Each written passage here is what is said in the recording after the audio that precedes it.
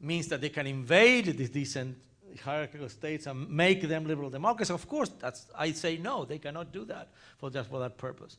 So I agree with them. If the purpose that Rawls had, I don't think that was his purpose, but much more than that. But if part of the purpose was to protect these decent, hierarchical, non-liberal societies from invasion, then I agree with that for all the reasons that we.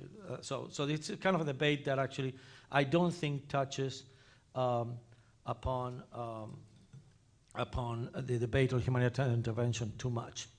I would like also, in relation to this principle, that the international rights that the states have is derivative from the rights of individuals. This has led me to another point that I think is important.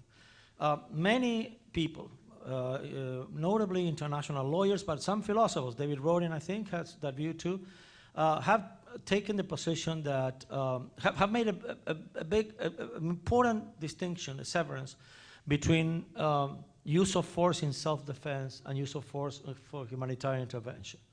The idea being that the rationale for these two is essentially different. I disagree with this view. I think the rationale for the use of force is a unified rationale for war, if you will.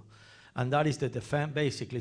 There's much more to say about this, to make it more granular, right? But I think that the rationale for war is always the defense of persons, their rights and their free institutions. There are some complicated matters that have to be added here, like the territory, and which I conceive as the locus for the exercise of liberal rights. And in that sense, an argument may be made to defend that. I think, as an Argentine on the Falklands, that those islanders had a right to be ruled by the parliament and the queen, and not by the fascist junta of Argentina. And that is something that is ignored by those who think, oh, it's just a little territory, you know, it doesn't matter. I disagree profoundly with that, and I think the British, it pains me to say this in public, I think did the right thing. So there's another consequence, again, of what I call the unified rationale for use of force. There are not two rationales, it's only one. The use of force in self-defense is a use of force, roughly, in defense of persons of my state, of the state that is responding to the aggression. The use of force in a humanitarian intervention is the defense of persons that are threatened by someone else, by a foreign government. In both cases, the defense of human life, human rights, and human rights. So the second principle, which is related to the first, is that tyrannical governments forfeit the protection afforded them by international law. I think that's a consequence of the first. I don't think the governments that are tyrannical have defensive rights.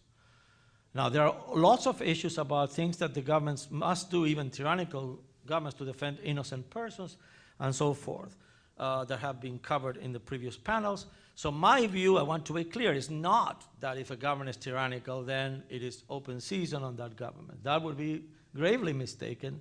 My early work, I gave that impression. If I gave that impression, I was wrong, and I've tried to just, that's not my position. My position is that these principles that I'm mentioning, the principle of the first and this one, still underdetermine the question of the legitimate use of force, right? For a number of reasons that we discussed already, proportionality, killing of innocents, things of that sort. The point, however, that I want to make with this is that if there are reasons not to overthrow a tyrannical regime, those reasons do not include sovereignty.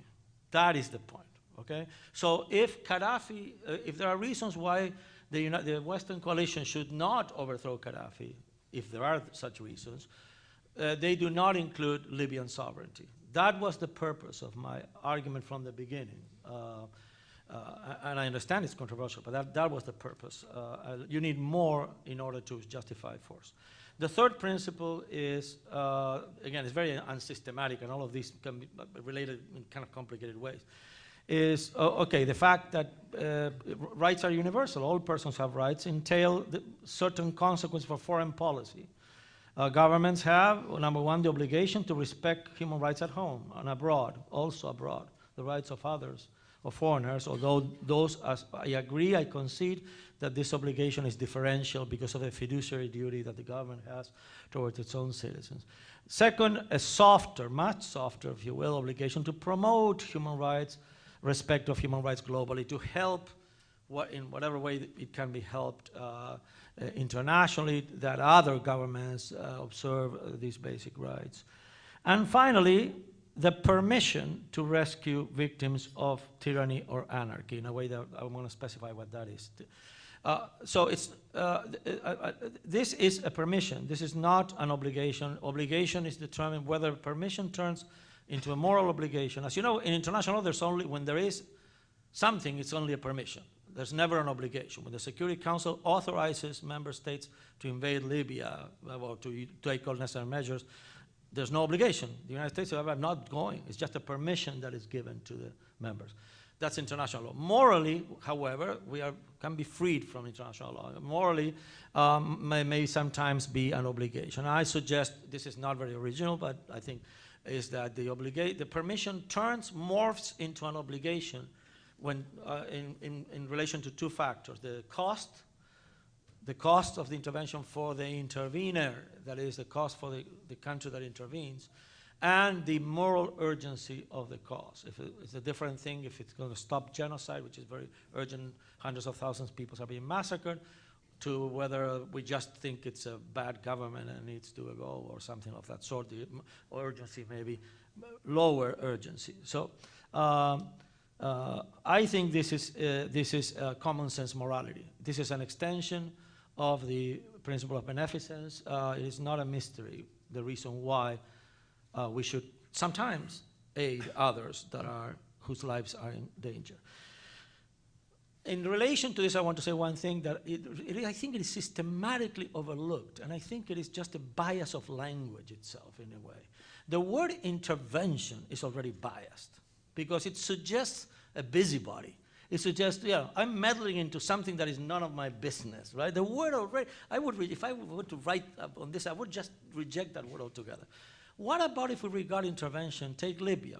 We are not intervening in Libya. We are assisting freedom fighters. Suppose we say, I mean, I'm not sure these guys are freedom fighters. I don't know. Suppose that's true. So if those rebels are just revolutionaries fighting a tyrant, and we describe the assistance that we are giving, or that the Western coalition is giving, we describe what's going on, not, oh, we are intervening. That sounds bad. We are actually meddling into a civil war that has nothing to do with us.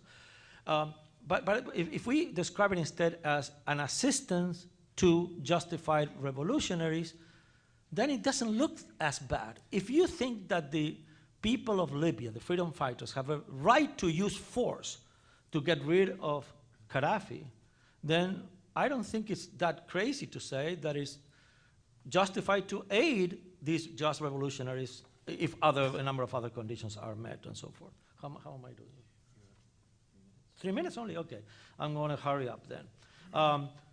The fourth principle has to do with the aim. It has to, the intervention must be intended to end tyranny or anarchy. Here I want to say something that's important.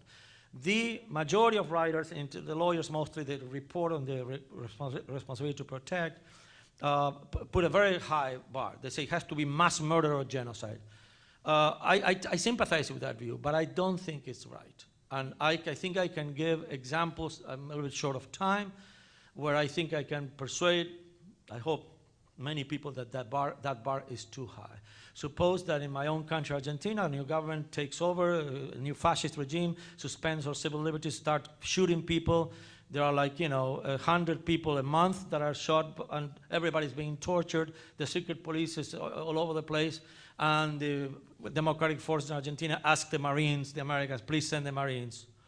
I think that would be justified. And I think that is a bar that is lower than genocide. There's no genocide being committed. I don't have the time to defend this fully, but I think the bar should be lower.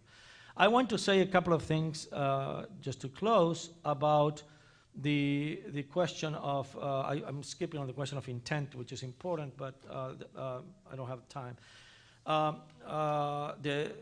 question of killing of innocents, which has dominated this conference, I don't have a terribly original thing to say about that. I agree with appropriate version of the doctrine of double effect, properly curtailed and properly tailored for this. I could say more if you want, can say more question and answer. And I like to, finally, I'm skipping another important principle that the victims must welcome, not the majority of the population. The victims must welcome the intervention for it to be legitimate, but not the majority. Some people say, well, let's vote. No, because you cannot vote. If I'm strapped to the torture chamber, you have no veto on the people who want to liberate me. I only can refuse the aid to me, not you, right? So, finally, I want to mention the issue of authority, approval by the international community.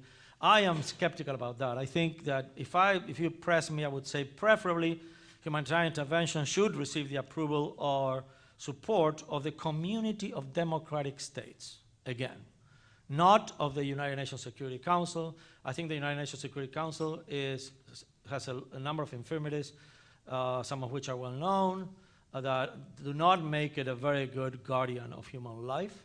I think it's a good thing, not a bad thing. Many people think that it's a bad thing that it's not representative because it's dominated by the West. I think it's a good thing that it's dominated by the West. The opposite. I think it's a good thing that the United States and Britain and France have a disproportionate influence in the Security Council. But that's a separate question. But I think that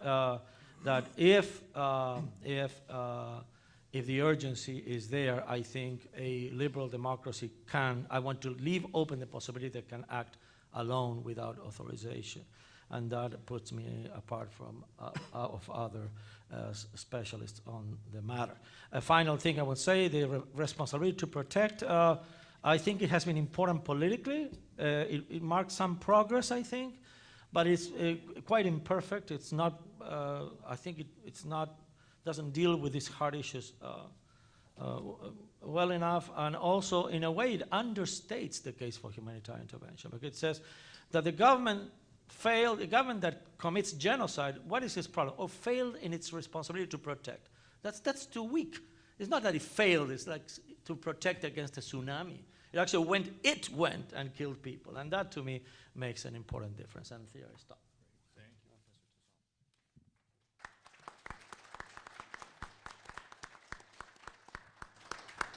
We'll hold our questions as yesterday until we have finished the presentations of each of the panelists. And the next on our panel is Alan J. Cooperman, who is Associate Professor at the LBJ School of Public Affairs at the University of Texas, Austin, and teaches global policy studies and serves as coordinator of the Nuclear Proliferation Prevention Program and leads a Pentagon-funded project on constitutional design and conflict management in Africa.